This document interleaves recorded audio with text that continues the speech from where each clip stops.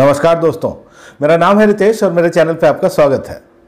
दोस्तों, आज बात करेंगे दिल्ली क्राइम सीजन 2 के बारे में। नेटफ्लिक्स की ये सीरीज है, क्रिएटर है रिची मेहता, डायरेक्टर है तनुज चोपड़ा। दोस्तों, इस सीजन का बहुत दिनों से इंतजार हो रहा था। इसका जो पहला सीजन था वो काफ़ी अप्रिशिएटेड हुआ था और अब दूसरे सीजन को लेकर के नेटफ्लिक्स हमारे सामने आ चुका है। लेकिन दोस्तों, रिव्यू की शुरुआत करने से पहले एक रिक्वेस्ट आपसे कि यदि आपने अब तक मेरे चैनल को सब्सक्राइब नहीं किया है तो जरूर ही सब्सक्राइब कर लीजिएगा, क्योंकि वेब सीरीज और मूवीज़ के रिव्यू के साथ साथ आपको यहाँ मिलती है OTT की दुनिया की हर हलचल की जानकारी। तो दोस्तों, इस बार भी कहानी है दिल्ली की, अपराध की और DCP वर्तिका चतुर्वेदी और उनकी टीम की। लेकिन इस बार अपराधी अलग है, अपराध भी नया है। होता यह है कि दिल्ली की एक पॉश कॉलोनी में कुछ बुजुर्गों का कत्ल करके लूटपाट की जाती है। पुलिस जांच के लिए वहां पहुंचती है और उनको ये लगता है कि ये एक खास पैटर्न है, ये कच्छा बनियान गिरोह का पैटर्न है। तो क्या अब कच्छा बनियान गिरोह 2 दशक के बाद दिल्ली में वापस आ चुका है? और इस घटना के बाद फिर कई और घटनाएं होती हैं और पुलिस को उनका इन्वेस्टिगेशन करके अपराधियों तक पहुंचना है। तो दोस्तों, इसी तरह की कहानी हम यहाँ देखते हैं। दोस्तों, ये जो सीरीज़ है ये क्राइम और इन्वेस्टिगेशन के बारे में है और ये वाला जो हिस्सा है ये बहुत ही अच्छे तरीके से हमारे सामने पेश किया गया है।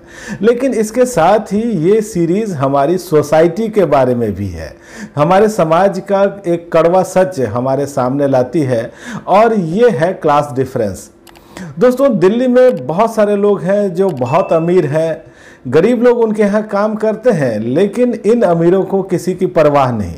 फिर इस शहर में लाखों लोग ऐसे भी हैं जो कि अंडर प्रिविलेज्ड हैं और इनमें से कुछ लोग हैं जो बड़े सपने देखते हैं, कुछ बड़ा करना चाहते हैं, लेकिन जब उनको मौका नहीं मिलता, जब उनको आगे बढ़ने का कोई रास्ता नहीं मिलता तो उससे एक फ्रस्ट्रेशन पैदा होता है और उस फ्रस्ट्रेशन से फिर अपराध पैदा होता है। तो ये जो चीज़ है ये बहुत ही क्लियरली हम इस सीरीज़ में देख सकते हैं और ये सीरीज़ की एक खास बात है। दूसरी बात है पुलिसिंग। दोस्तों, जब भी कोई घटना होती है तो मीडिया के निशाने पर या आम लोगों के निशाने पर सबसे पहले आती है पुलिस। लोग एकदम सवाल पूछने लगते हैं कि पुलिस क्या कर रही है, क्या पुलिस सो रही है या फिर पुलिस बिल्कुल निकम्मी है। लेकिन पुलिस किस तरह से काम करती है, उसके ऊपर कितना प्रेशर है, ये भी आप यहाँ देख सकते हैं।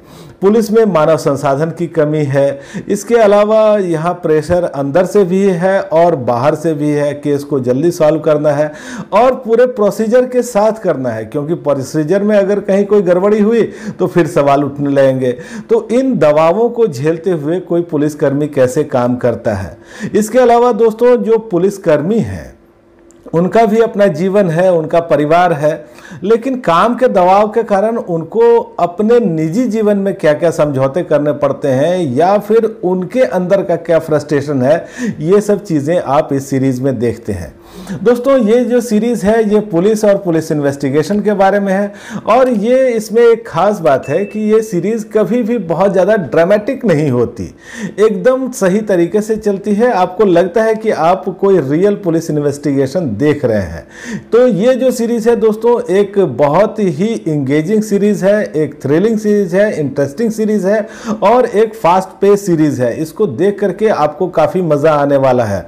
और दोस्तों, इन चीज़ों के साथ साथ कुछ सवाल भी हमारे सामने आते हैं। हालांकि ये जो सवाल हैं कभी बहुत लाउडली नहीं उठाए गए हैं सीरीज़ में, लेकिन आप बारीकी से देखें तो कुछ सवाल हैं जो कि बहुत ही इंपॉर्टेंट हैं। जैसे कि क्या किसी पूरी ट्राइब को आप क्रिमिनल घोषित कर सकते हैं या क्या कोई भी व्यक्ति बचपन से ही अपराधी होता है? तो इस तरह के सवाल भी हमारे सामने आते रहते हैं। लेकिन दोस्तों, इन सब अच्छी अच्छी चीज़ों के साथ एक दो चीज़ें हैं जो बहुत ज़्यादा ही खटकती हैं। तो मुझे तो नीति के कैरेक्टर को लेकर के बहुत चीज़ें थोड़ी अटपटी लगी।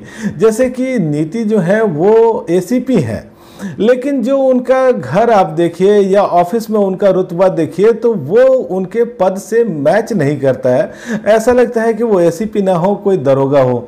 इसके अलावा दोस्तों, रानी सोलंकी का जो किरदार है उसको थोड़ा जल्दी से मुझे लग रहा है कि समेट दिया गया। इस किरदार को थोड़ा और विस्तार देते और इस किरदार को थोड़ा और समझने की कोशिश करते तो ये सीरीज़ और ज़्यादा ही इंटरेस्टिंग हो सकती थी।